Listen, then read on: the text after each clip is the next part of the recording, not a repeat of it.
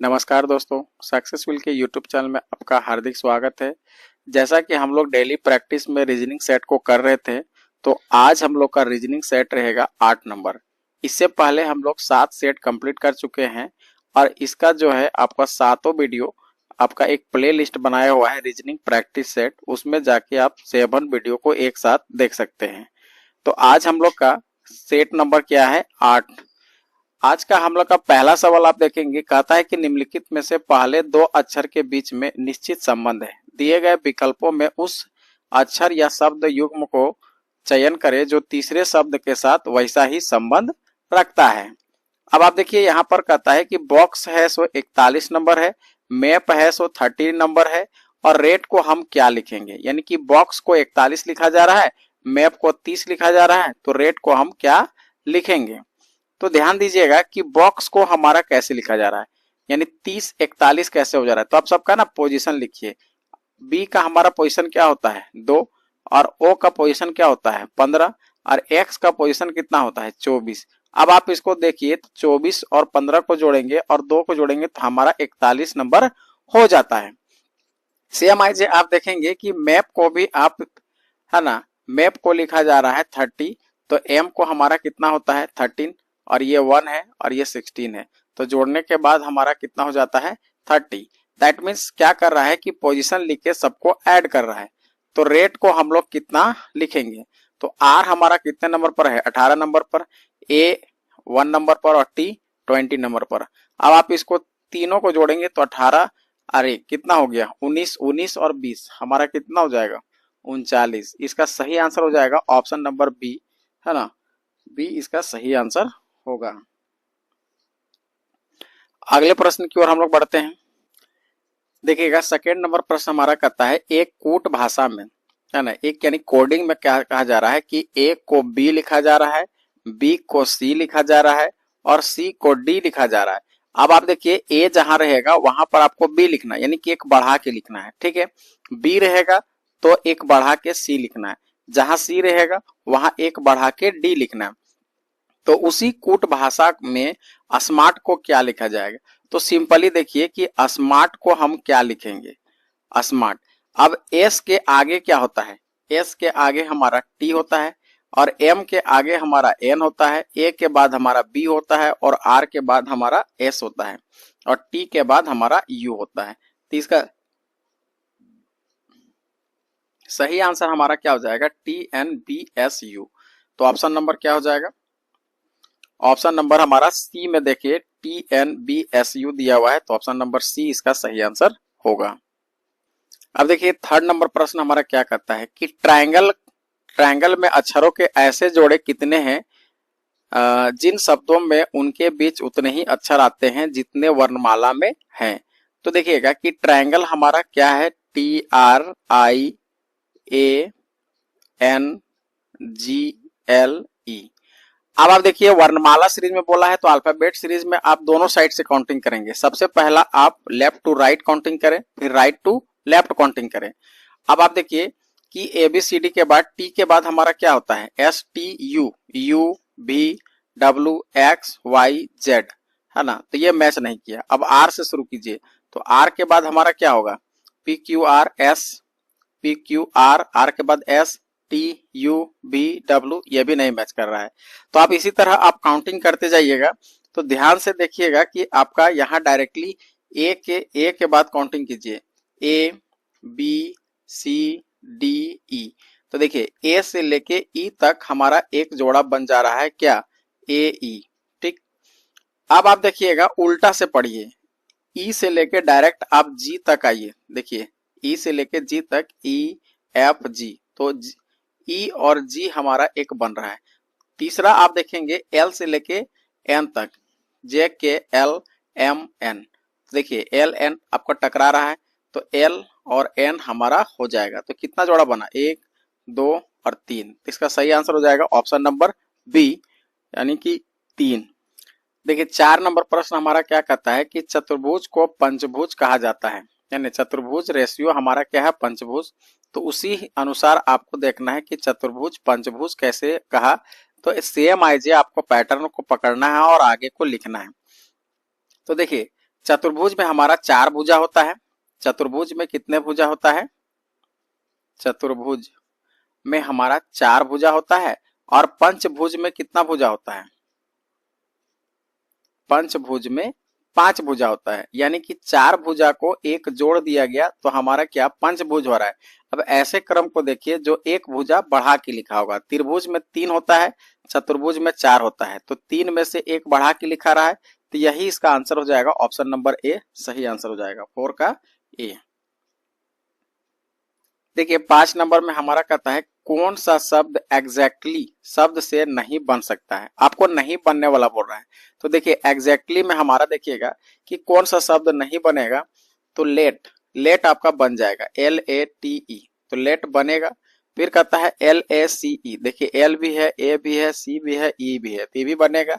CLEAT, क्लीट, क्लीट भी बनेगा। LAKE, lake नहीं बनेगा। क्यों नहीं बनेगा? तो देखिएगा कि एग्जैक्टली में हमारा के नहीं है, इसलिए इसका सही आंसर क्या हो जाएगा? ऑप्शन नंबर डी इसका सही आंसर होगा।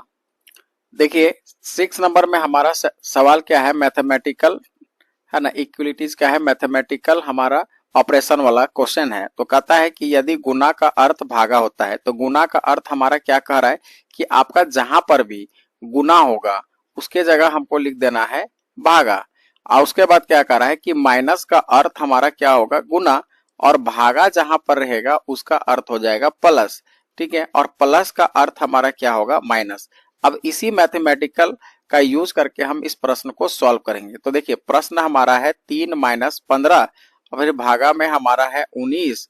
ठीक है, और उसके बाद है मल्टीप्लाई का साइन है, और हमारा कितना है? 8 है, और प्लस में हमारा 6 है। अब इस प्रश्न को सॉल्व करते हैं। तो देखिए अकॉर्डिंग टू क्वेश्चन आप साइन को चेंज करिए। 3 जहां माइनस है वहां पर मल्टीप्लाई का साइन दीजिए, और जहां पर डिवाइड है वहां पर क्या करेंगे कि प्लस का साइन देंगे, फिर ब्रैकेट इसको बंद। अब यहाँ पर मल्टीप्लाई की जगह में हम लोग डिवाइड का साइन देंगे तो हमारा 8 हो जाएगा, और प्लस के जगह में -6 लिख देंगे।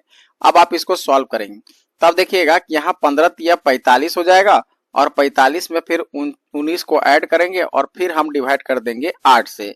तो ठीक है, आगे का प्रोसेस हमारा 6 को सब्ट्रैक्ट करना है।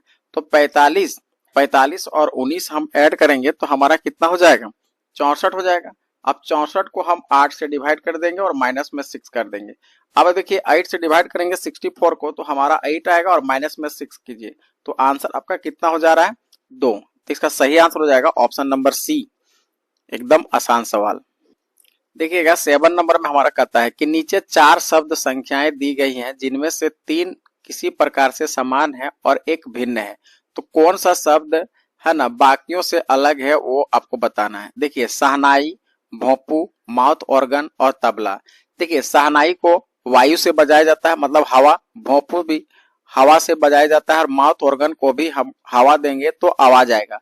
लेकिन तबला को हम क्या करते हैं? पीटते हैं, है ना, पीटा जाता है। ठीक है, तो इसका सही आंसर हो जाएगा ऑप्शन नंबर डी, अलग है तबला। देखिएगा यहाँ पर 8 नंबर प्रश्न हमारा क्या कहता है कि मेरा भाई मुझसे 562 दिन बड़ा है, जबकि मेरी बहन मेरे भाई से 75 सप्ताह बड़ी है। यदि मेरी बहन का जन्म मंगलवार को हुआ है तो मेरा जन्म सप्ताह के किस दिन में हुआ होगा, ये आपको निकालना है। तो देखिएगा कि मेरे भाई का है ना, तो सबसे पहले देखिएगा कि भाई का उम्र है, भाई का उम्र, ठीक, भाई का उम्र जो है वो मेरे उम्र से, यानी कि मेरी उम्र जितना भी है उससे कितना ज्यादा है भाई? 562 दिन ज्यादा है। ठीक है, अब फिर कहता है मेरी बहन का। अब आप देखिए बहन की उम्र, बहन की उम्र जो है वो क्या है? मेरे भाई के उम्र से, तो मेरे भाई के उम्र से हमारा कितना है? 75 सप्ताह अधिक है। तो मेरे भाई का, यानी कि भाई का उम्र से भाई का प्लस कितना हो जाएगा? 75 सप्ताह। ठीक है, अब देखिएगा कि मेरी उम्र, ठीक है, तो मेरी बहन की उम्र यहाँ आपको पता चल रहा है कि भाई प्लस 75 सप्ताह है।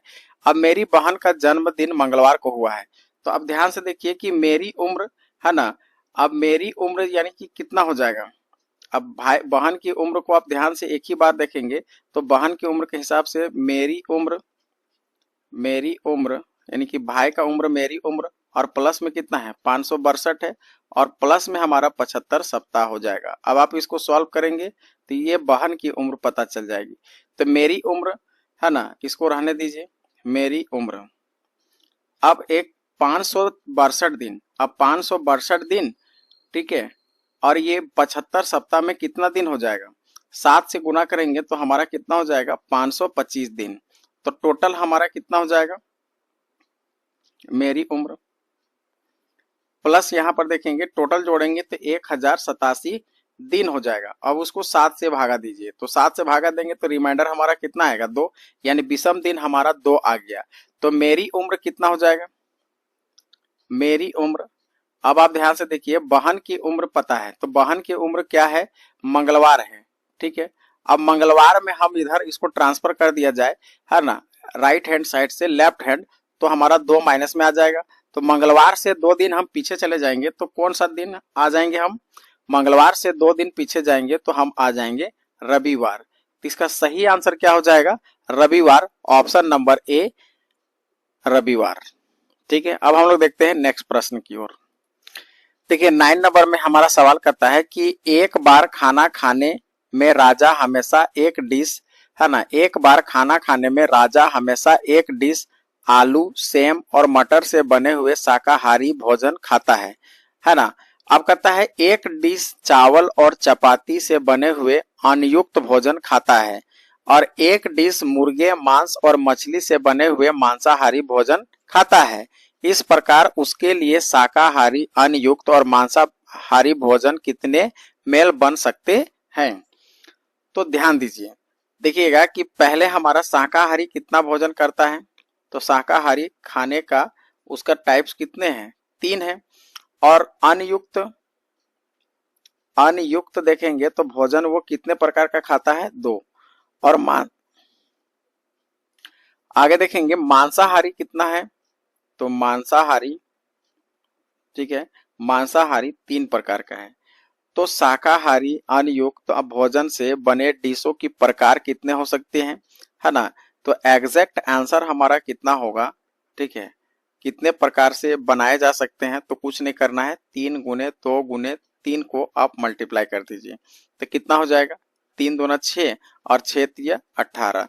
तो 18 प्रकार से क्या कर सकता है मेल मिला मिला के खा सकता है। ठीक है, तो ऑप्शन नंबर डी इसका सही आंसर हो जाएगा। देखिए 10 नंबर श्रृंखला है हमारा, तो इस श्रृंखला को पूरा करना है। कहता है 6 से 19, फिर कहता है 19 से 54, फिर 54 से 167 और 167 से 494। तो अब यहाँ पर देखिए कि इस सीरीज को आप ध्यान से देखेंगे तो बढ़ रही है और एक ज्यादा मात्रा में बढ़ रही है, तो कहीं ना कहीं मल्टीप्लाई हुआ होगा और मल्टीप्लाई करके फिर ऐड किया होगा। तो अब आप इसको यहाँ पर लिखते हैं तो आपको ध्यान में आएगा। फिर 6 है, 19 है, 54 है, 167 है, फिर 494 है और हमको यहाँ पर खाली दिया हुआ है।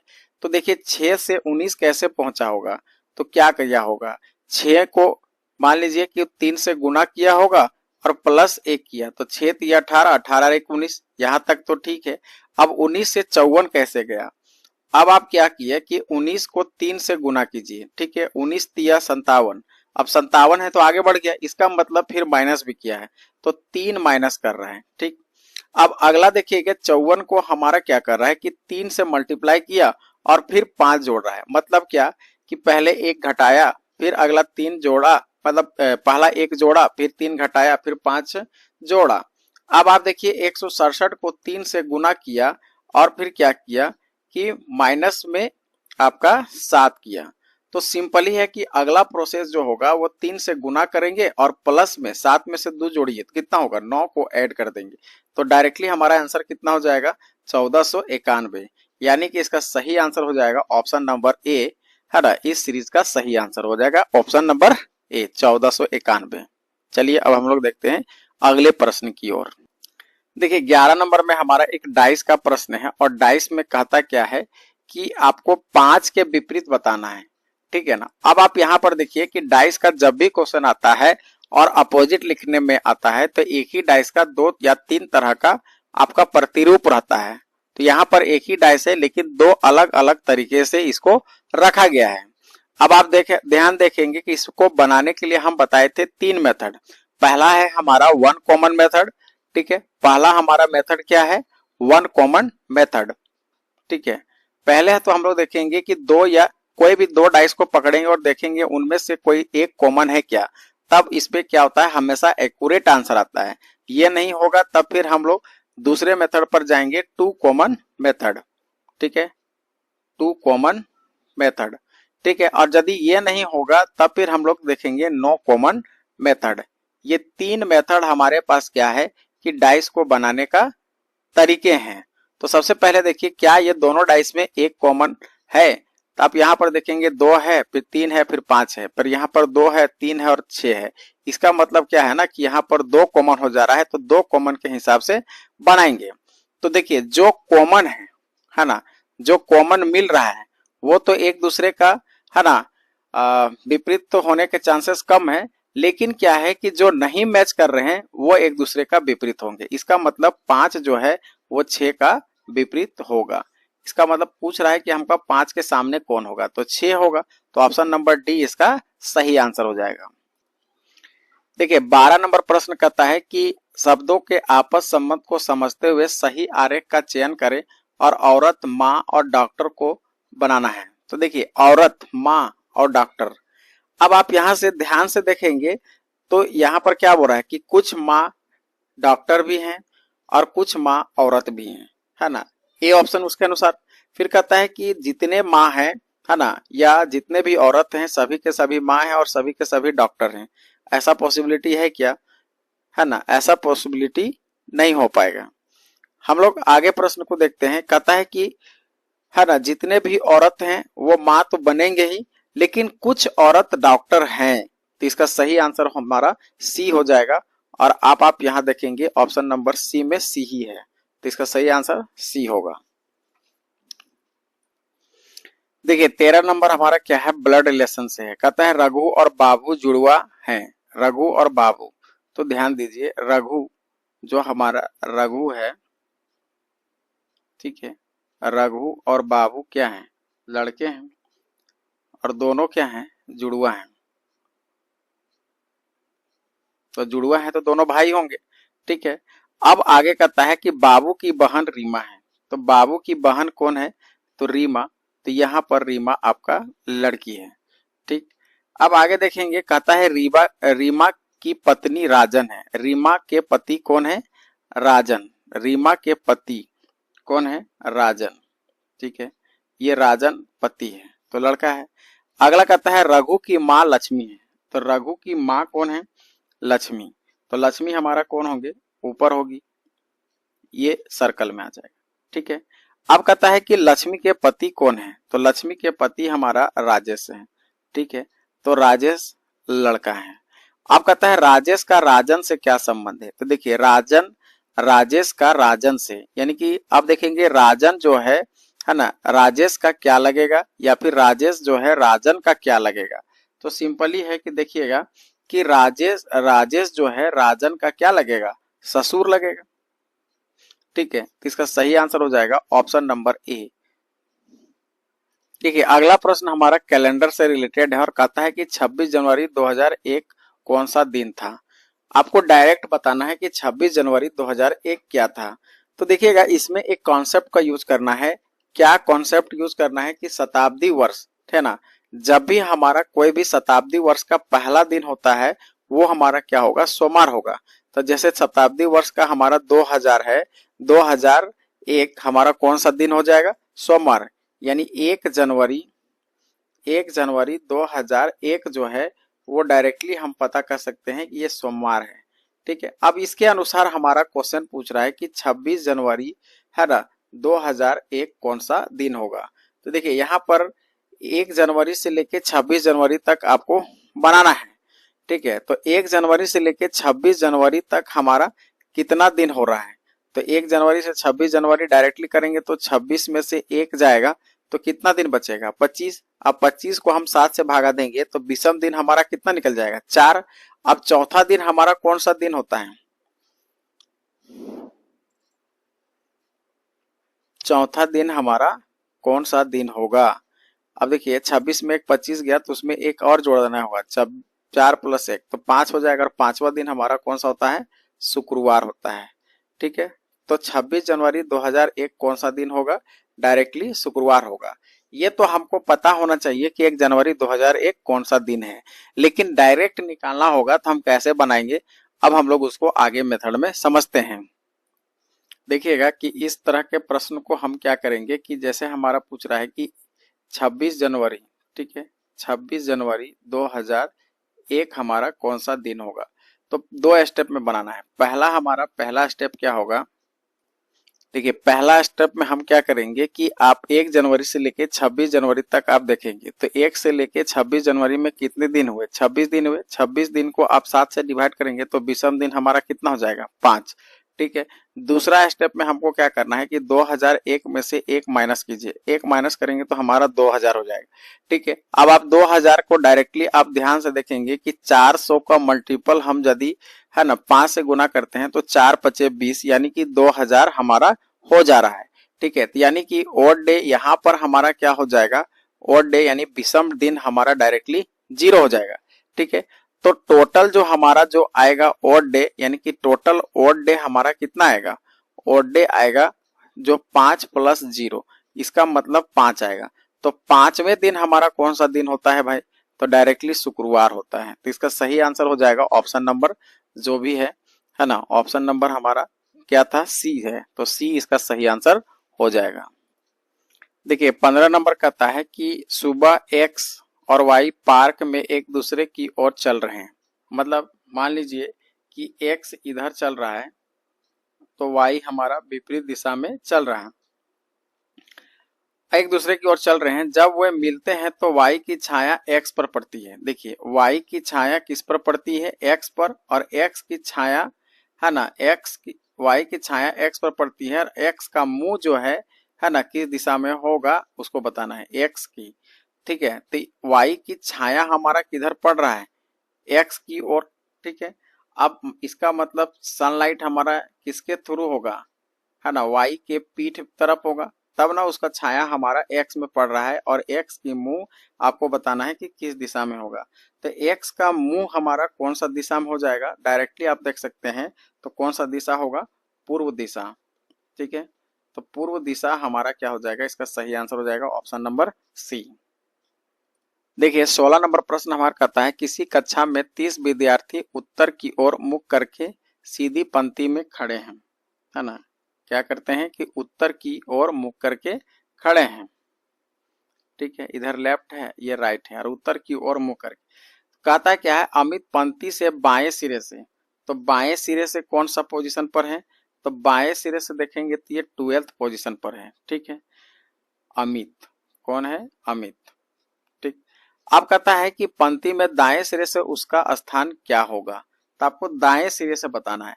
तो ध्यान दीजिएगा, तो दाएं सिरे से हमारा क्या हो जाएगा, टोटली देखिए 30 हमारा टोटल कितना है, 30 विद्यार्थी। अब 30 विद्यार्थी में क्या कीजिए, 12 को घटा दीजिए और +1 कर दीजिए, तो कौन सा पोजीशन हो जाएगा, 19वां पोजीशन।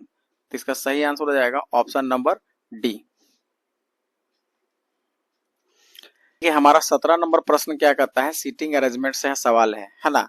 तो ये सीटिंग अरेंजमेंट का हमारा टोटल आदमी कितने हैं, ABCDEFGH यानी 8 आदमी है, और आठों के आठों कैसे हैं, चारों ओर, है ना, वृत्त के चारों ओर बैठे हैं बाहर की ओर मुंह करके, जैसा कि हम लोग यहाँ पर फिगर बना चुके हैं। अब इसको क्या करते हैं कि हम लोग सेटअप करते हैं, जैसे हमारा प्रश्न कहा जा रहा है वैसे सेटअप करेंगे। तो पहला हमारा कहता है कि C A और G का पड़ोसी नहीं हो सकता है। C जो होगा कभी भी A और G का पड़ोसी नहीं होगा, मतलब इसके इर्द गिर्द में C को नहीं बैठाना है। अगला कहता है D A का पड़ोसी है। अब D A का पड़ोसी है तो D को एक साथ, D और A को एक साथ बैठाएंगे, तो D A का, अब A यहाँ पर भी बैठ सकता है और A यहाँ पर भी बैठ सकता है, तो फिलहाल हम A को यहाँ बैठाते हैं।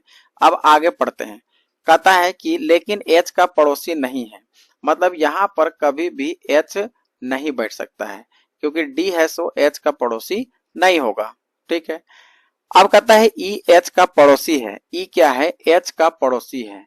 E जो है H का पड़ोसी है, तो ई को हम एच यहाँ बैठाते हैं, ई और एच का पड़ोसी है ना, ई एच का पड़ोसी है, लेकिन क्या है एफ के दाएं और तीसरे है। तो एफ का दाएं तो पहला दूसरा तीसरा, तो एफ का पोजीशन हमारा कितना हो जाएगा, पहला दूसरा तीसरा, ठीक है। ई एच का पड़ोसी है और एफ के दाएं और तीसरे है, तो ई का पोजीशन यदि हम यहाँ पर बैठाएं एफ को, तो पहला दूसरा तीसरा, तीसरे स्थान पर हमारा ई आ जा रहा है। अभी तक तो ठीक है। अब आगे बढ़ते हैं। आगे कहता है बी एफ का पड़ोसी है। बी क्या है, एफ का पड़ोसी है। तो यदि एफ यहाँ बैठा है तो बी को यहाँ पर बैठाना पड़ेगा। अब हमारे पास कितने जगह खाली है, तो एक जगह है हमारा यहाँ पर डी। अब देखिए एच तो यहाँ पर बैठेगा ना, इसको कोई दिक्कत नहीं है। सी जो है ए और जी के आगे बागे नहीं बैठेगा, अगल बगल नहीं बैठेगा। तो सी को आपको कहाँ बैठाना पड़ेगा, सी यहाँ नहीं बैठेगा, तो सिंपली है सी को आपको यहाँ बैठाना होगा, ठीक।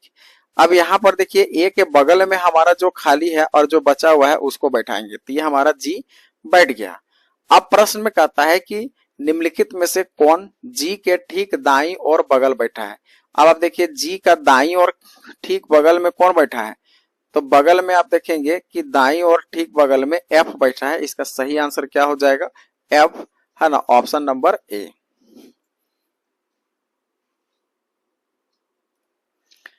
देखिए 18 नंबर प्रश्न हमारा क्या कहता है कि D E F G H I J में प्रत्येक का फुटबॉल मैच सोमवार से शुरू होकर उसी सप्ताह के रविवार को समाप्त होने वाले एक सप्ताह में अलग अलग दिन है।